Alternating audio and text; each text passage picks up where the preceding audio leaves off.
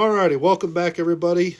We said we would be back next week, but Joe and I want to do kind of like a special Friday night before the game podcast.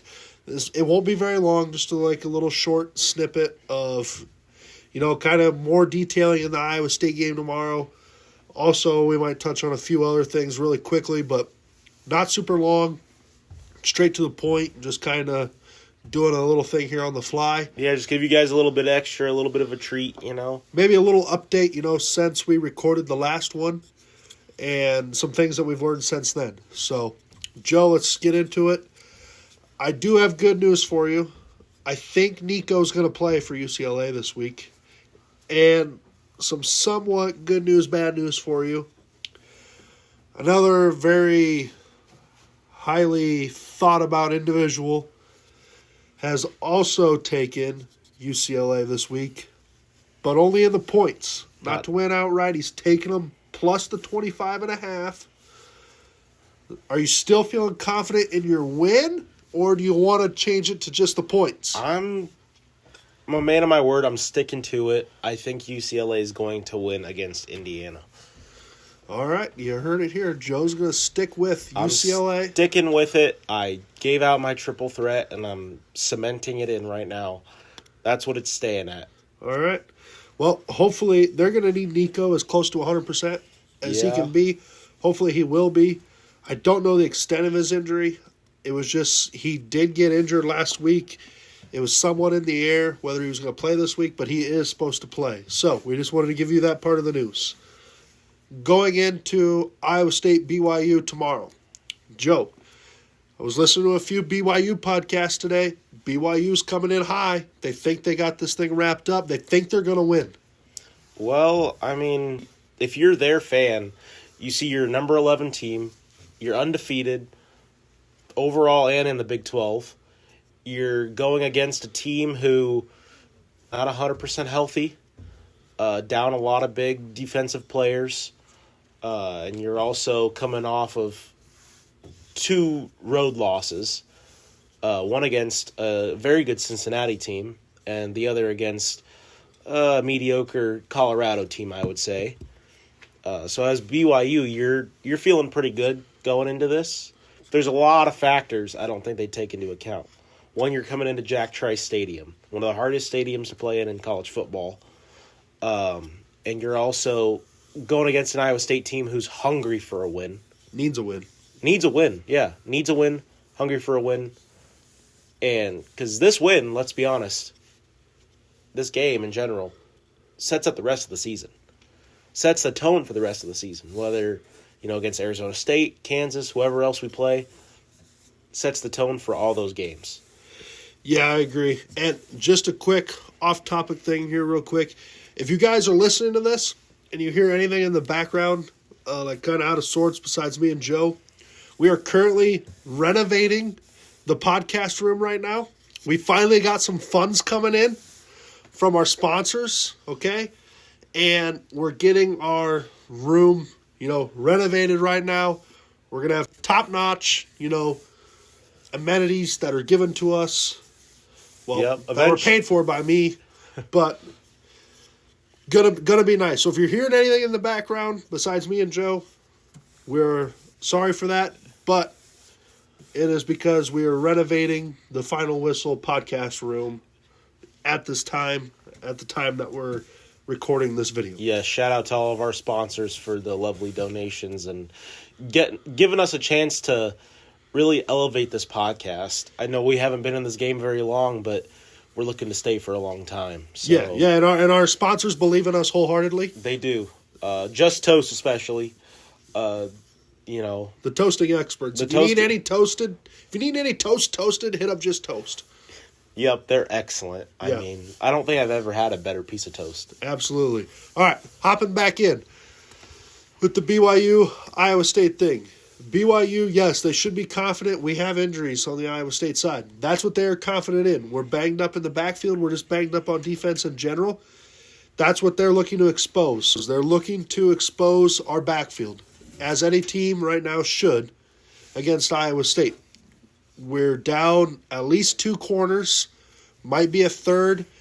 Kajan Cummings is still questionable on this latest, release of the injury report.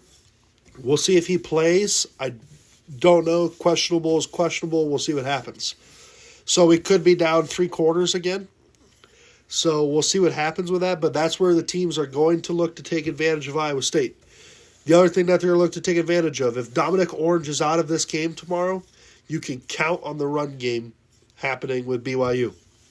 BYU right now, their running back leads the Big 12 in rushing.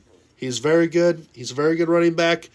Also, their quarterback is 6'7", 230 pounds, 240 pounds, very mobile. He can run it as well. So when did you get out there, Nate? Well, I'm not as fast as him or athletic as him. I mean, if I was, I would be out there. I would be Josh Allen right now if I was. So those guys are going to be looking to take advantage of this Iowa State defense, especially if Dominic Orange is out. But some good news coming in on the Iowa State injury report line. It sounds now like it's likely that Kyle Kinrarty will be back for tomorrow. It doesn't sound like they're going to let him necessarily attempt extra points, and it doesn't sound like he's going to do any kickoffs. But if we can get him out there for a field goal, that would be great.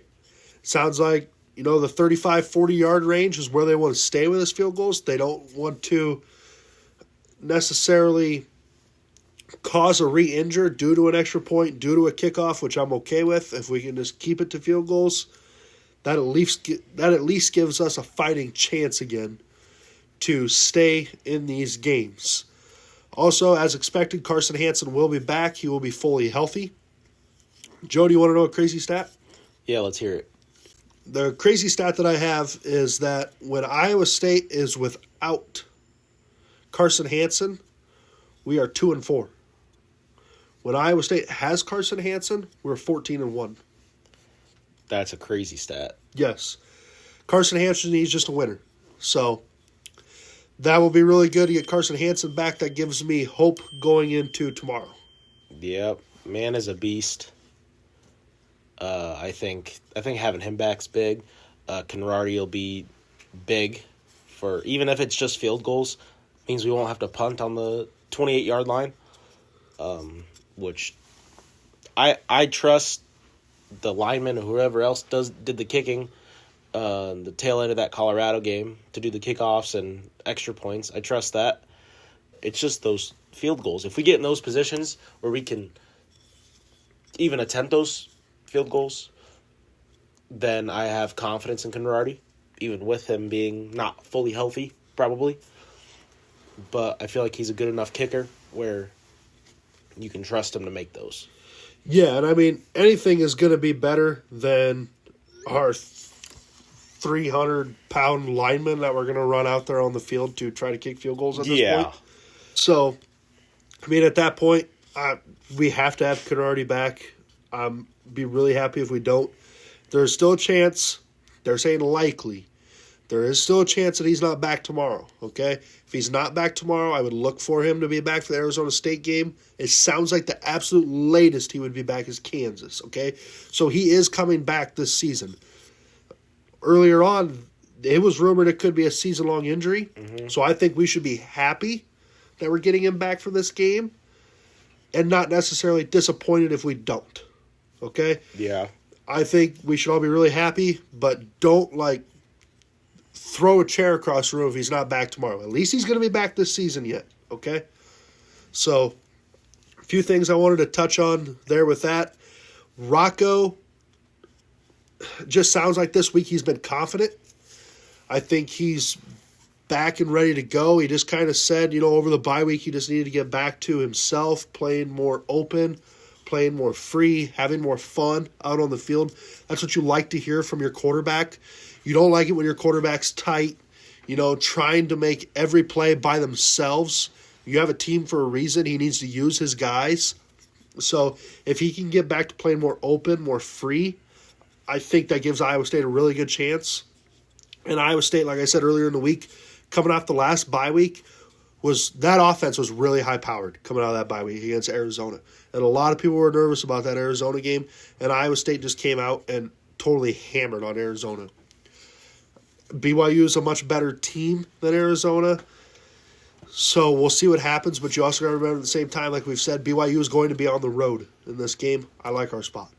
I do too. I agree with Rocco. I think he's a lot more focused now. I think that bye week just kind of gave him a chance to reevaluate himself and reevaluate the team as a whole. And, yeah, playing more freely. That's what we need to do. Seemed like in that Colorado game we were tense. We weren't playing free. We weren't playing loose. It seemed like we weren't playing to win. We were playing not to lose. And you just can't do that. And you really can't do that against a team like BYU. Like you said, they're a lot better than Arizona or Colorado or maybe even Cincinnati. I don't know. But we need to come out guns blazing, come out with a hot start. I think that'll shake up BYU, and I think that'd be a really big advantage for us. I like our spot as well. Yeah, absolutely. All right, Nate, I think earlier you said you watched or listened to a BYU podcast to kind of get their take on the game. You want to share a little bit of that with us? Yeah, so here's something that they pointed out in their podcast. I look at BYU's run game, which is its identity, versus the front seven, or front six in this case, because Iowa State runs a 3-3-5.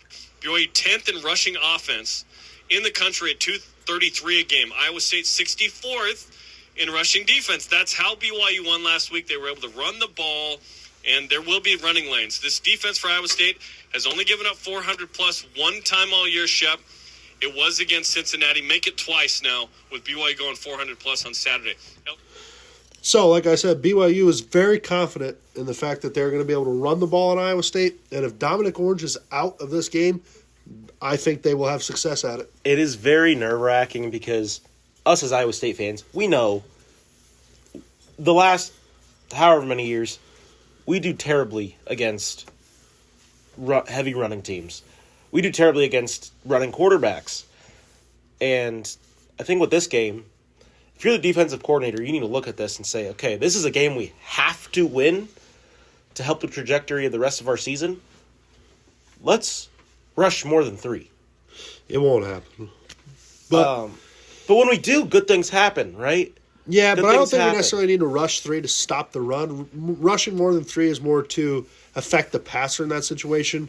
I just think we're just going to have our linebackers step up. We're going to have our safeties come in this game, and which leads me to my next point, in which these guys talked about with the Iowa State defense being weak in the backfield.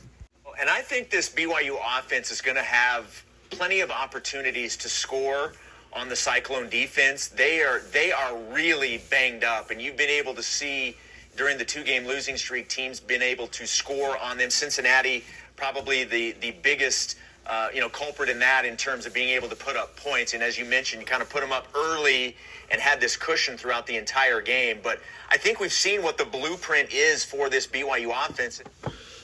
So, yeah, I mean, they're looking to score on us in the passing. They're looking to score on us in the run. The main key is you have to stop the run, like in any football game. I think some of those guys might get left on the one-on-one out on the outside. But as long as you can stop the run, I like our chances. Yeah, that's the part I'm most worried about is the run. I think if we can slow down the passing, or slow down the run, I'm okay with giving up some passes every once in a while.